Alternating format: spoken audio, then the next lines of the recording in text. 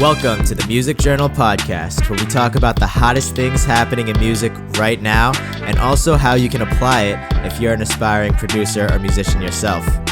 I'm your host, Wes Yee. I'm a producer, artist, and educator, and I'm stoked to be chatting with you. Let's make history. All right, welcome to another episode of the Music Journal Podcast. Today we've got this dude, Jason, who goes by Freeloader MC. So one of the first things that we have in common is that we're both Asian rappers, and we both actually made a diss track at Lil Pump after he said Ching Chong on Butterfly Doors. I gotta give it to this guy Jason, though. He did it first, and he went viral with his video. He's sitting at around 4.5 million views right now, I believe. Yep. And, dude, that's fucking awesome. I low-key said his name in my track, not really expecting that we would be here right now doing this interview, so I'm kind of eating my own words here. But it's all love, and this dude is a beast, and I'm super stoked he's here. And Jason, welcome to the show, man. Thank you. Thank you for having me, dude. 100%, dude. So I guess, first off, man, who is Freeloader MC, aka Jason Wu, and how did you become an artist? Well, you want when I first started getting into rapping, or? Yeah, man. How did that happen? Sure.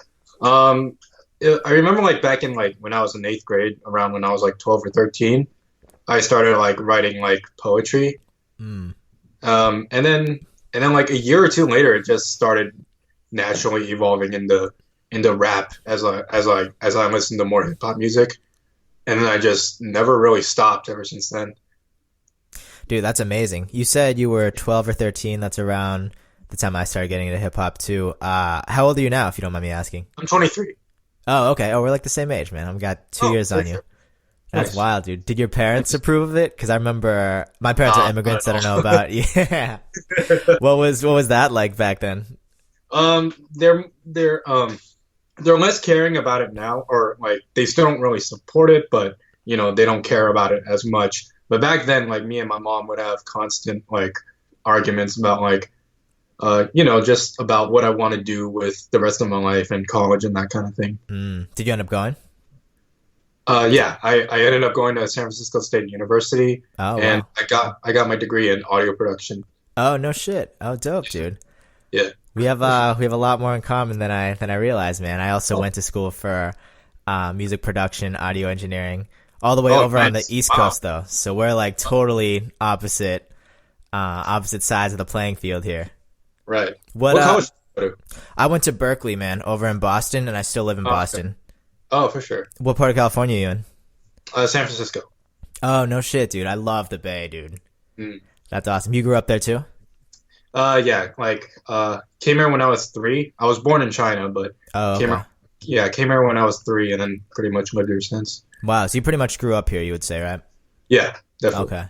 Oh, that's wild, dude. Dude, small world, man. And then you break too. We have that in common as well. Yeah, dude. We're like twins. Yeah. Fuck yeah, dude. Dude, this kind of worked out swimmingly, dude. And the listeners don't know yet, but we're actually low-key working on a song together that you might hear in the very near future. Yeah. Dude, I'm so curious about this viral video, man. Did you know that it was gonna blow up to the point that it did? I didn't the thing whenever I put out a new project or video or whatever is I never expect it to blow up, but I always make my videos in such a way that would be easy for the common person to understand. Which ends up and I feel like that is kind of the formula for kind of making a viral video.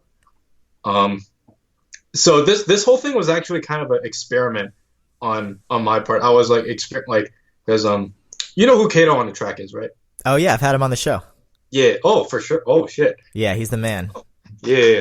I was listening to one of his videos. He was talking about the key to making a viral video. One of the points he brought up was tap into what's going on in current pop culture, and I had multiple people message me saying, "Yo, Lil Pump did a diss track against Asians. Yo, check this out." So when I heard it, I was honestly I wasn't all that offended because it's it's a pretty outplayed Asian joke at this point. Mm-hmm. So it's not that offensive to me, but like I saw this as like a good opportunity to kind of put my 2 cents in, and that's essentially what I did. I just like saw a good opportunity, and I just took it. I think the common misconception with all the haters, because especially when you make something like a diss track, you're going to have people who hate on it. Like any fan of Lil Pump, anybody who really supports Lil Pump's music is going to hate the fact that we made diss tracks on him, right? Right. So I think the common misconception is that people like us who make these diss tracks are sitting here like, fuck Lil Pump, you know what I mean? Like, fuck the fact that he said Ching Chong, where like we can't sleep at night because of this one thing that he did that really didn't affect us that much. Right. I tend to think it is kind of a portrayal of a greater issue, though. You know what I mean? Right. Like the big thing that people say in defense of Lil Pump is they say like, oh well, there's tons of other rappers who have made Asian jokes before and nobody made diss tracks about them, and China Mac wasn't asking them to apologize. But it's not, in my opinion, like Lil Pump was in the right just because all these other people did it. I think it's more the fact that because so many other people did it in the past, none of them were right either, and it kind of makes it harder for somebody like us, an Asian person, to kind of get recognized in the hip hop space because it's so easy to just kind of take a shot and it just kind of gets glanced over. You know what I mean? Right. Yeah, that's one of the most like prominent like criticizing comments I got over that video. Like a lot of people are saying like just because like Wiz Khalifa or like Wu-Tang Clan like said a similar line before, you know, like a lot of people were using that argument to defend that what Lil Pump did was okay. But I definitely don't think it's okay just because like people in the past did it, and like all these people are like coming at me like you know, just because they like see a new Asian rapper like actually like trying to like have his own 2 cents in, and that's not something like you really see a lot. Yeah, So, it's true. Well, first of all, it's fucking first grade, you know, two wrongs don't make a right? So right, just yeah. because Wiz Khalifa or like whoever did it doesn't mean that it's cool for Lil Pump. But I think what's cool about what you did, man, is if you notice with all these people who are like kind of blowing up and shit, they all get fucking hated on, whether it's in the beginning and then or some point in the middle. Like Justin Bieber, I think it was more in the middle of his career, but 6ix9ine got hated on in the very beginning and then kind of became known as like a meme rapper, and then everybody fucking loved him after that, or at least his core fan base of 12, 13-year-old kids or whatever. So, I mean, dude, if you kind of look at it, you kind of pass that hump almost. No, just because like I still don't think like I'm that popular of an artist, like just because I had like 1 or 2 viral videos. Like, yeah, like I don't consider myself really made it until I could make a full-time career out of just doing music and music only. Yeah, like, I agree with that. Like that's just my take on it. But that's all right. I mean, it's part of the journey. Like you follow Kato on the track. Actually, his beat club is an affiliate for this show too. Oh, which is kind of funny. So there's going to be a little bumper at some point in this episode that I plug in later.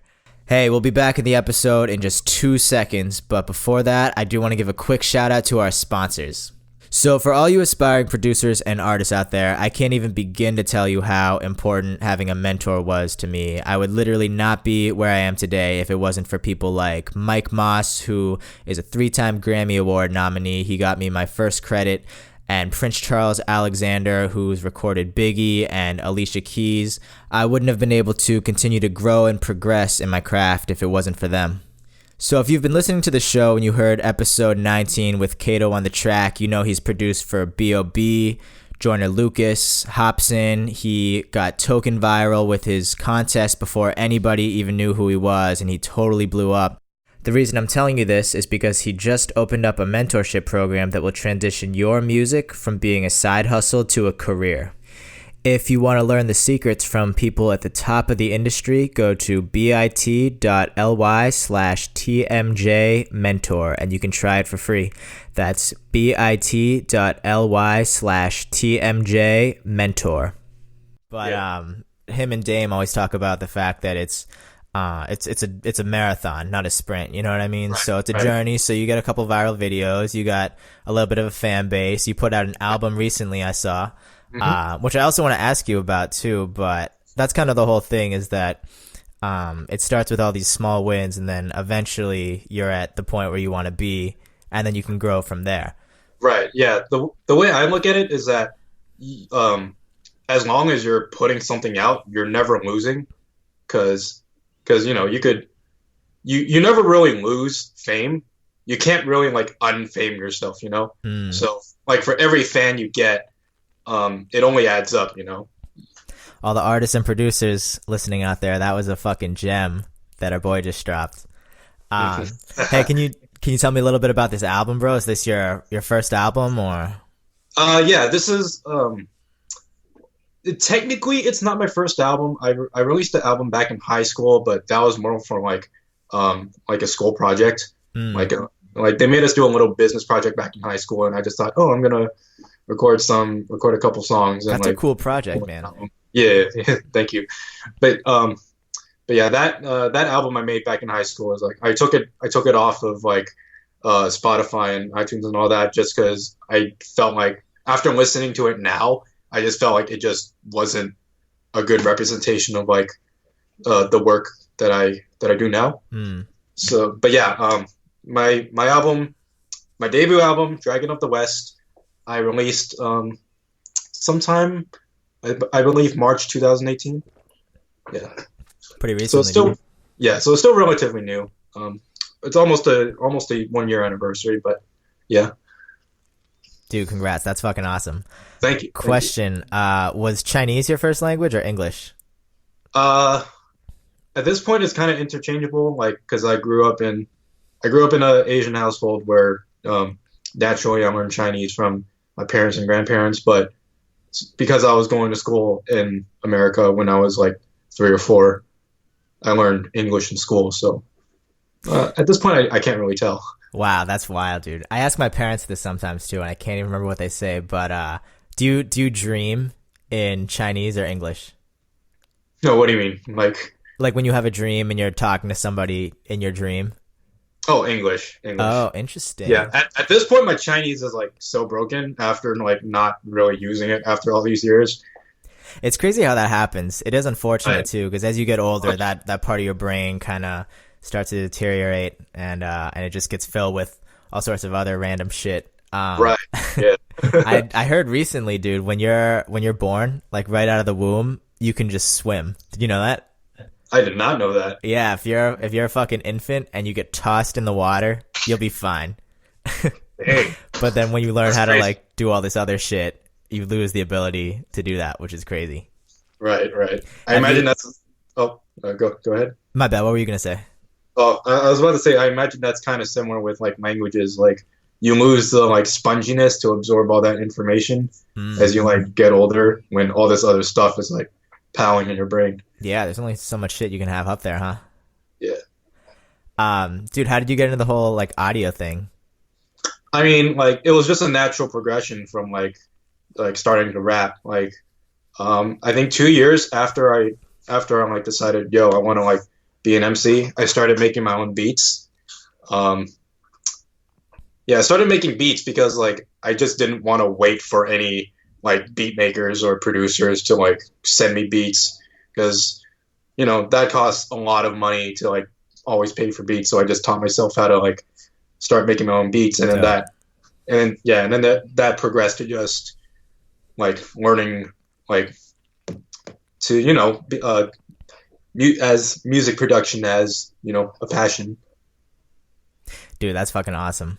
Thank so you. It started from production to becoming a rapper? Is that kind of the progression? The other way around. It started with me being a rapper first, and then like naturally, because I didn't want to pay for beats, I just want to make music and not really rely on anyone to like kind of give me that like studio space or whatever. Like I just wanted to be able to like produce and make music whenever I wanted to. So, dude, I really respect the fact that you're kind of like a dude who really just kind of takes things and just fuck what anybody else says. I'm gonna do it this way, and this is what I'm gonna do. Like, it even started when you were a kid and your parents weren't a fan of the fact that you were trying to do hip hop and make rap albums and even listen to hip hop, I assume. Like, I remember my dad, dude, when I was like 12 or 13, came into my room and he goes through my fucking like Napster library. Remember when that was a thing?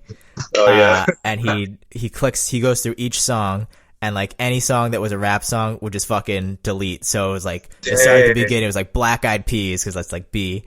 Like the cleanest fucking hip hop you can imagine. Black Eyed Peas, just fucking boom, trash. Jeez. So, dude, I really admire the fact that like regardless of what happens, you just kind of stick with it and do it anyways. Like you find a way to make it work. Like you didn't want to have to rely on a producer, so you learned how to make your own beats, and then you kind of don't leave room for excuses for yourself. Do you think that kind of has to do with the culture you were raised in? Kind of a long-winded question, I know. Yeah, wow, I never really thought about it like that. So that's an interesting way of like looking at it. I would guess so, like, because my mom was always really hard on me about my school, but I didn't really care about school all that much. Same. But all that like discipline, I guess, that my mom like instilled on me, I guess that did like play a part in like my work ethic for music. Yeah, it's funny how that happens, huh? Yeah. Question: Do you have a favorite or least favorite song off your record? My favorites probably either Chinese New Year or Get Down. Chinese New Year is dope. I haven't heard Get Down yet. Embarrassingly, I gotta check it out. It's all good. But yeah, Chinese New Year, because like I'm like it just kind of Chinese New Year kind of like lays out the pretty much what I wanted to say in throughout the album in one song. It's like the if I were to pick a single to represent the album, Chinese New Year would definitely be it. Do you have a least favorite, or are they all just kind of your baby? My least favorite would probably be Fire in the Hole. Okay. Yeah, because that particular song I mixed really horribly. I didn't realize how bad the mix was until like it got released. But it happens, man. Yeah, but like the bass drums in that song are just horrid. Every time I re-listen to it, I'm just like, yo, like there are people are probably playing this in their car, and I'm like blowing out their speakers right now. Fuck the speakers, dude. Get turned. I studied with this guy Matt Ellard, and he told us a story about I can't remember the band that it was. I probably shouldn't say their name anyways, but it was this really big band, and they produced this record, and they put it out to release, and then literally last second they were in the studio and they were listening to the record one last time, but it was already set for a distribution. And I think the story is somebody came into the studio or something, so they had to turn the volume really low. And they turned it down super low, and there's just a layer of distortion throughout the whole record that you can only hear when it's super low, because it's easier to hear distortion when you turn the actual audio down. Right. And they just let this fucking hit record go out with just this fucking like small layer of distortion in the whole thing. Right. So it happens, man. I wouldn't beat yourself up over it. You know what I mean? At least it was the mix and not like a content thing. But I feel like anytime, at least for me, when I release something, like I listen to it a bunch before I release it, and I'm like, okay, I'm just gonna fucking do it, and then I release it, and then I never listen to it again because like I just can't listen to it again. You kind of feel the same way, or? I was definitely like that when I first released the album. Like the first like 6 months after I released it, I was like, yo, I'm so done with listening to my own music after working on it for so long that I like. But yeah, after like more recently, I've been like giving my album a couple more listens just to like, because I'm working on another album right now, so I kind of want to like reflect and like see, okay, what good things did I do on the first album? What could I have done better? Kind of like, self-reflection, so I could like keep those lessons in mind for my next album. Yeah, it'll be really cool to see your progression with it too. Thank you. Yeah. Is there a reason why you want to do albums as opposed to EPs or singles, if you don't mind me asking? I just feel like albums have more. I feel like for EPs and singles, you can't really tell a coherent story. That's true. Yeah. Um, yeah. I don't know. Like because for me personally, whenever I listen to an artist and they come out with an EP, I'm always like, yo, I want more. You know, like a 15 to 20 minute like project just doesn't do it enough for me a lot of the time. So I just like making albums. Yeah. Yeah. Dude, I think that should be a bucket list item for every single artist out there. I haven't done an album yet, just for the record. To kind of play devil's advocate, I guess, I would call the EP like a short story, and the album is like the fucking Harry Potter, Lord of the Rings trilogy or novel or whatever. You know what I mean? I think they both have their place. Because for me, one thing I've noticed is if I listen to a song that I really like, and it's only like 2 minutes or whatever, I'm like, shit, I wish it was longer, and then I end up playing it again. You know what I mean? So, right. I don't know if there is a golden formula to it, but I definitely give you a lot of props on doing all albums, because that's a lot of work, man. Yeah, I mean, yeah, that's just my personal my personal artistic preference. I know like right now like EPs and singles are kind of what like most musicians are kind of going for. But I don't know, albums are just because I grew up listening to, just albums. I'm still not used to the shift in like smaller projects. Right. Yeah. There's definitely a level of authenticity that comes with making an album. Like that's your self in that moment coming out into a project. Like there's no other way you can really put everything inside of you into a project with only 3 or 4 songs. Right. I think. I mean, I'm sure some people can do it, but like you gotta really like just be really like insane with your craft at that point. I think. Hey, if you're listening and you've got an EP that you think is on album tier, send it over to me or our boy Jason over here. We'd love to hear it. Yep. Yo, it's almost our time, dude, unfortunately, but there is one question I ask at the end of every single episode. I'm very curious what your answer is going to be, actually.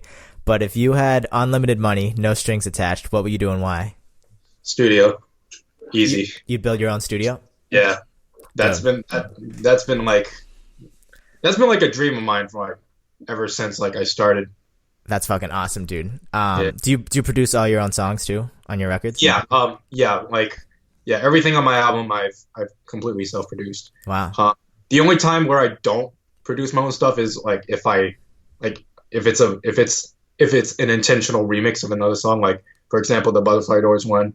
Like I knew I wanted to rap over Lil Pump's own beat, so with that I just took the instrumental off YouTube and went with that. Are you you're a Reason guy, right? If I remember correctly. I use Reason. I use the Reason 10. I think that's the latest version. Oh no shit, dude! I have 5, I think, from like forever ago. Oh dang! I'm a Pro Tools guy though, so. Oh, for sure. Oh, nice. They all do the same shit at the end of the day, right? Yeah. Well, yo, if you want to just let everybody know where they can find your album, where they can find you on Facebook, Instagram, wherever you see fit, feel free to drop those links right now. For sure. Yeah. Freeloader MC, Facebook.com/Freeloader MC, YouTube.com/Freeloader MC. Pretty much Freeloader MC at everything. I'm mostly on Instagram, YouTube, Facebook. I don't really use too much of anything else because I like to like kind of keep 3 social medias and stick with that. I feel like if I try to like expand too far, I'm just kind of like spending too much time on social media. But yeah, my debut album, Dragon of the West, can be found on any major music distributor. It's got Spotify, Apple Music, iTunes, all that good stuff. Highly recommend checking it out, and make sure you follow him as well so you don't miss the next album and the song that we end up releasing together. And Jason, aka Freeloader, thanks for being on the show, bro. Thank you, Wes, for having me. All right, so that's going to conclude the interview portion of today's episode. That was Freeloader MC. Look out for our track that we have coming out. And we're also getting featured on Next Shark pretty soon. We got an article coming out. It's going to be written by me. First article I've ever written, so pretty exciting. This is now the part of the episode where I showcase your music submissions. Because me and Freeloader, or Jason, we're talking about the fact that we're both producers as well. I figured I've never featured just a producer before, and I've gotten a couple of submissions of just beats. So today I chose to feature a producer and just the instrumentals. So this is Books and Shit by Dr. Seuss, Suice, and he's going to play you out. Peace.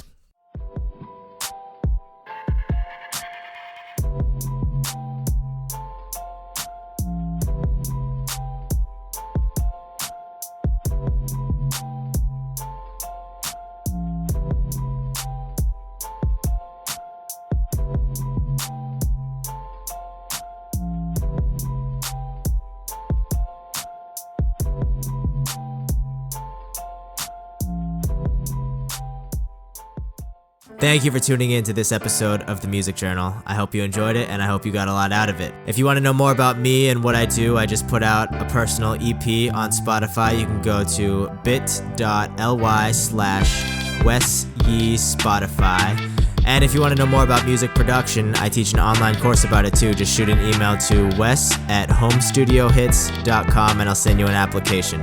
Just for filling out the application, I'll send you a free sample pack of sounds I use to make the instrumental you're listening to and more. All these links will be available in the show notes, so you can check them out there. And while you're there, if you feel inclined to rate this show 5 stars, that would really help me out. Other than that, make sure you subscribe so you don't miss an episode. Thanks again. Peace.